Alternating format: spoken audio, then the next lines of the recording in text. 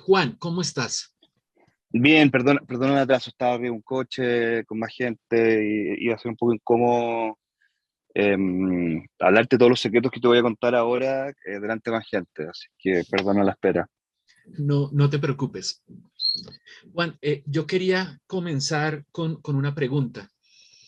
Eh, a las personas que, que nos encanta el cine y la televisión, algo sucede en nuestra vida que nos enamora del cine y de la televisión. ¿Tú te acuerdas de cuál fue ese momento para ti? Yo me acuerdo que cuando yo vi La Naranja Mecánica, Ajá. me pasó que entendí que había en la idea de la experiencia del cine la posibilidad desde mi lejano país, Chile, de llegar a conocer gente demasiado distinta, demasiado especial, universo, caligrafías distintas, y ese personaje me marcó. Fue una película que vi mucho y que revisité y que me produjo una gran obsesión y probablemente ese es el punto de partida. Y luego un segundo punto también pasó cuando Pablo Larraín, mi hermano, tenía una proyectora de 16 milímetros Ujú. y se hizo socio del Goethe en Santiago de Chile.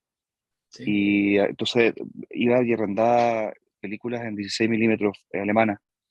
Y me acuerdo de haber visto Cobra Verde y también fue una expansión de esa idea de la naranja mecánica.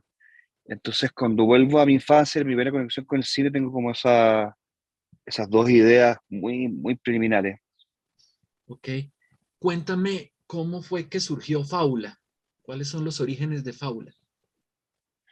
Bueno, Fábula es un accidente, porque la verdad es que mi acercamiento a la producción era a partir de las fiestas de Año Nuevo, masivas que yo hice con algunos amigos y compañeros de trabajo cuando estaba en la universidad.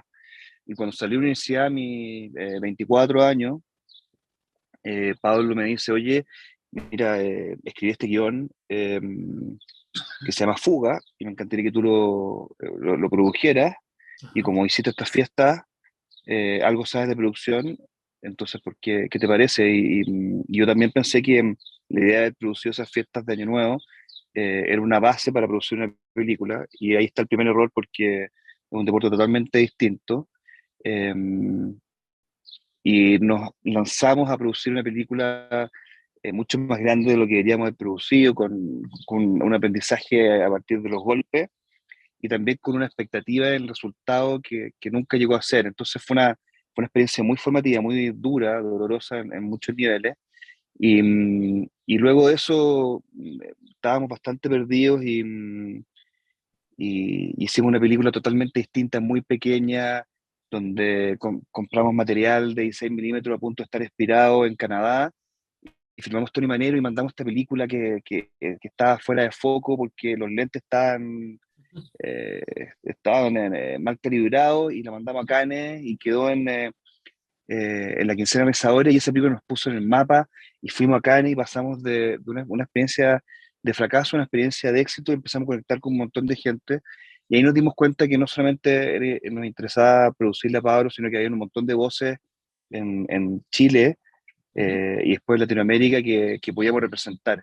En ese momento la idea de la televisión ni siquiera existía, había la televisión lineal y era muy pobre la que había en Chile, así que nos transformamos en una compañía de cine y también hacíamos publicidad y gracias a la publicidad podíamos como, pagarnos un sueldo y financiar la estructura de la oficina que nos permitía hacer cine. Uno de mis directores favoritos es Abel Ferrara y tengo entendido que tú estuviste vinculado con él en una película que de hecho me inquietó mucho, 444. ¿Me puedes contar cómo Sí. llegaste ahí a conectarte con Ferrara? Ferrara le hicieron un homenaje a su cine en un festival que se llama Sunfic, que ocurre en el mes de agosto todos los años en Chile. Y me lo topé, yo también era un admirador de él, de esta leyenda, que era un tipo tan especial, y me lo topé en un cóctel después de una película. Y hay un productor que me dice, oye, Abel tiene un proyecto de cine y dice con $500.000 lo firma completo en Nueva York. Entonces eh, nos comunicamos con Wild Bunch, con Vincent Maraval y con un agente de venta que se llama Peter Daller y les dijimos, oye, mira, está esta película, ¿por qué no ponen ustedes $250.000 cada uno y yo la produzco gratis? Me voy a Nueva York y la armamos. Y así fue, y tuve la oportunidad de trabajar con William Dafoe, en quien Ujú. fue una relación que fue un aprendizaje súper interesante, y trabajamos con William, que es un director muy especial. Eh, yo, yo lo definiría como un caos ordenado, Ujú. pero es un tipo muy difícil de seguir y entender, pero hay un momento en que uno lo comienza a entender. Y fue una linda experiencia, una película que fue a Venecia y que tuvo su vida y que mostró un Nueva York muy distinto y que también fue nuestra primera experiencia fuera de Chile y fue un súper aprendizaje. Te hablaba también de 444 porque en época de pandemia, esta película, la gente que la ha visto, le ha resonado. Y esto me lleva al refugio, que de alguna manera también es una especie de escenario, yo diría que apocalíptico, y como fanático de los cómics, en mí resonó porque me recordó mucho al Eternauta, el cómic de Westergeld. No sé Claro, si claro. haya algo ahí de conexión entre el refugio y el Eternauta. Sí, yo creo que hay una conexión, pero yo creo que el refugio es un ejercicio emocional Ujú. de un inicio de pandemia, donde quizás el mundo se acababa y todos nos íbamos a contagiar, y quizás moría un tercio de la población en un momento de total incertidumbre, donde además teníamos que hacer una serie que ocurriera en una sola locación para poder armar una burbuja, una burbuja COVID, y así lo hicimos. Y fue un ejercicio apocalíptico en su concepción y en su ejecución, viviendo en una época también un poco apocalíptica. Creo que la pregunta de qué pasaría si a adultos eh, que están en un espacio de realismo latinoamericano Ujú. eh, los vienen a visitar criaturas del más allá, ¿cómo responderían? Esa caligrafía de Latinoamérica no está muy desarrollada, y en las series tampoco. Son un formato que pertenece más, eh, te diría, a la industria americana, de Ujú. Estados Unidos. Por lo tanto, mezclar el realismo de nuestra idiosincrasia latinoamericana con elementos fantásticos de algo que pertenece un poco a un género más del cómic y que viene de una influencia más norteamericana, fue un ejercicio muy, muy interesante.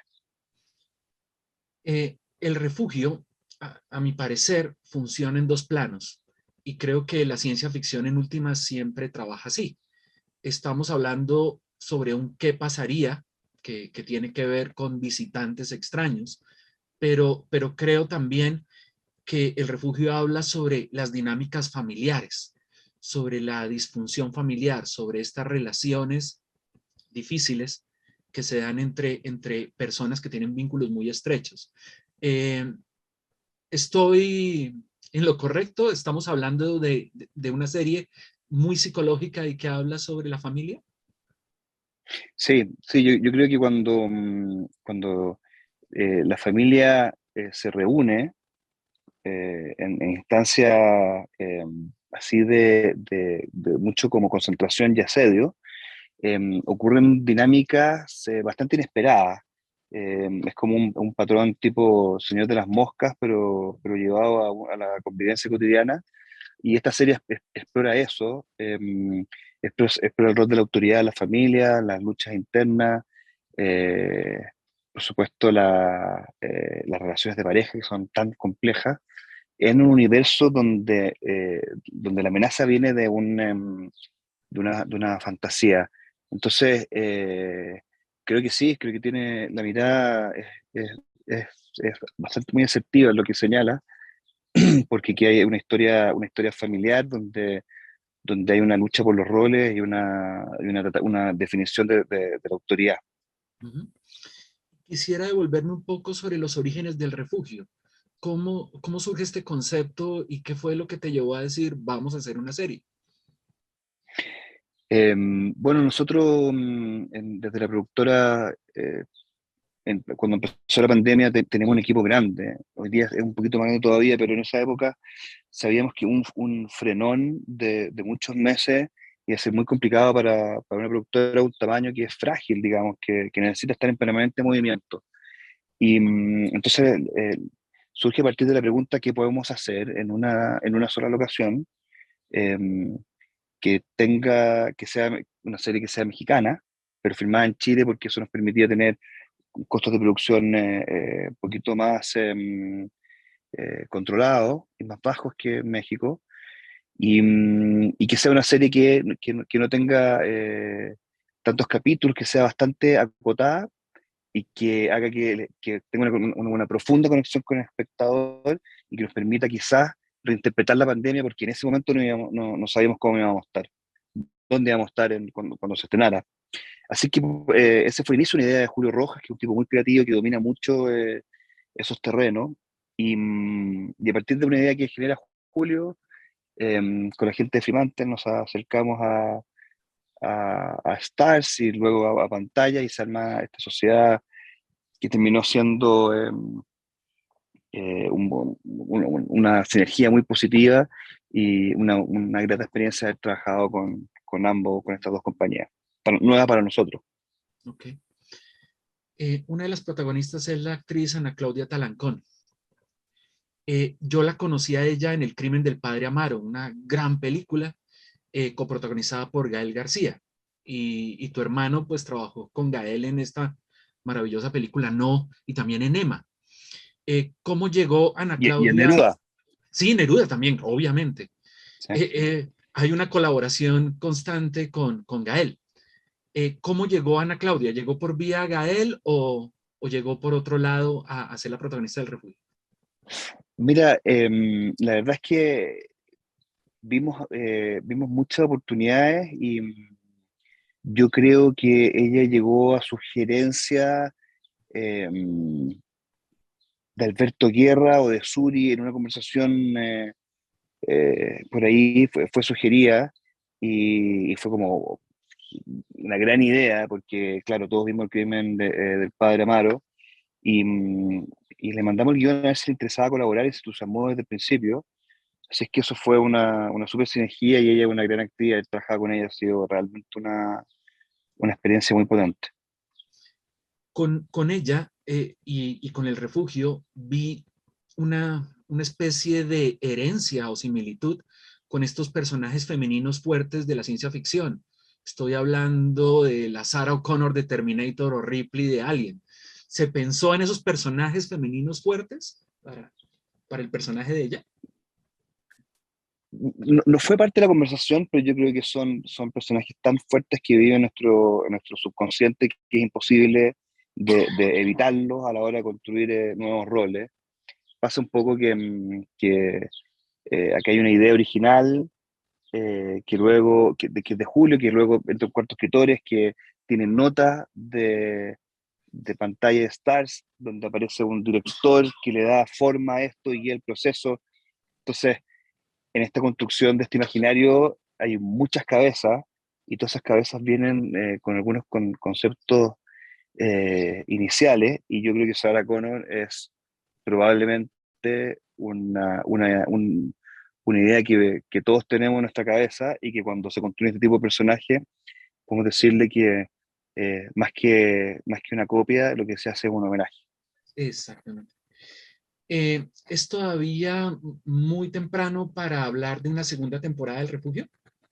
¿O ya se está pensando? Yo, yo creo, como productor, a uno siempre le gustaría, y proyectos como este necesitan ver si es que conectan con la audiencia. Y yo creo que si eso sucede, deberíamos todos celebrar, abrazarnos y ir más allá. Eh, la serie termina en un lugar que es muy impresionante, es una sorpresa. No quiero hacer spoiler Ujú. porque mataría la experiencia, pero es un viaje así muy intenso. Eh, Sería genial que ocurriera, y nosotros estamos más que disponibles, pero no depende solamente de nosotros, depende, yo creo, principalmente de la conexión que tenga con la audiencia en términos de números, de maratones y de todas estas métricas que existen hoy día, un mundo tan competitivo que como es el mundo del contenido. Y para Fábula, ¿qué hay en el futuro? ¿Podemos pensar en algunos proyectos que ya se estén cocinando? ¿Donde estés tú, Bueno, tu hermano? Sí, tenemos un montón de cosas. Em, estamos estrenando ahora, el día de hoy, 42 días de la oscuridad en Netflix. Y por estos días en México estamos filmando una serie para Apple que se llama Familia de Medianoche. Ujú. Está basada en el documental, que estrena el próximo año. Y, mm, y tenemos proyectos con varios directores, tanto en cine como en televisión. Eh, Fabro es una productora que aspira a tener mucha actividad tanto en cine como en televisión, como en México, como Chile y también en Latinoamérica. Entonces, sí, tenemos proyectos en cine y en televisión en ambos, tanto en México como en Chile. Eh, Proyectos que se cocinaron durante la pandemia y que van a empezar ahora a ver la luz. Y ha sido como la pandemia fue una época muy oscura, pero también de mucha luz porque nos permitió generar muchas ideas que probablemente están habiendo estado ejecutando, habría sido quizás complejo de haberlas generado también. Pero al mismo tiempo nos enseñó culturalmente dentro de la productora de que somos capaces de producir en esos volúmenes y que la cantidad de producción debe estar limitada por la cantidad de que nosotros podemos leer, mirar, opinar, pensar, y mientras lleguemos a esos límites vamos a seguir con mucho entusiasmo haciendo lo más que podamos, pero lo que no nos gustaría es perder el control de lo que estamos haciendo y hacer más de la cuenta. Así que creo que vienen unos años súper potentes para Fábula como productora, para el medio en general, un mundo lleno de oportunidades. Ojalá podamos trabajar con todas las plataformas, aprender y dinamizar una industria que en Latinoamérica se ha dado a partir del cine, eh, de muchos sueños, de mucha pobreza, de casos de éxito, pero de muchos sueños frustrados también. Creo que la televisión viene a cumplir un rol de pagar deuda y de devolverle la experiencia de de contar historias con una cámara a mucha gente que con el cine se le estaba haciendo difícil. Tú mencionaste La Naranja Mecánica y para terminar yo quisiera preguntarte para ti, ¿cuál es la película latinoamericana que más te ha impactado, que más te ha llamado la atención? Eh, a mí cuando partí haciendo cine me acuerdo que cuando vi Luz Silenciosa en el ambiente latinoamericano me golpeó mucho y creo que La Ciénaga también es una película que marca un antes y un después de la caligrafía del cine latinoamericano.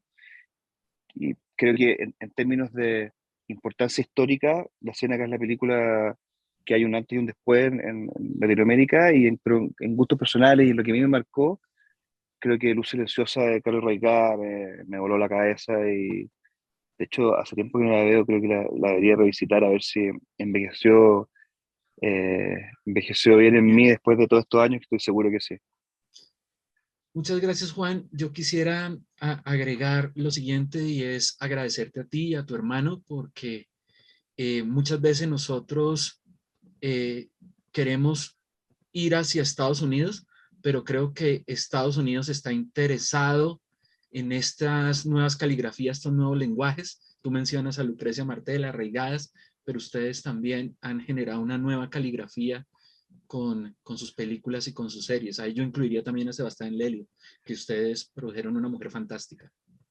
Sí, bueno, muchas gracias. Sí, hemos sido parte de una generación que ha conquistado muchos lugares, una generación que ha tenido, que se ha cuidado mucho entre ellas y que ha tenido claridad total en el sentido de que este es un deporte totalmente colectivo y que para hacer nuevas caligrafías, esto no se trata de competencia, sino se trata de apoyo.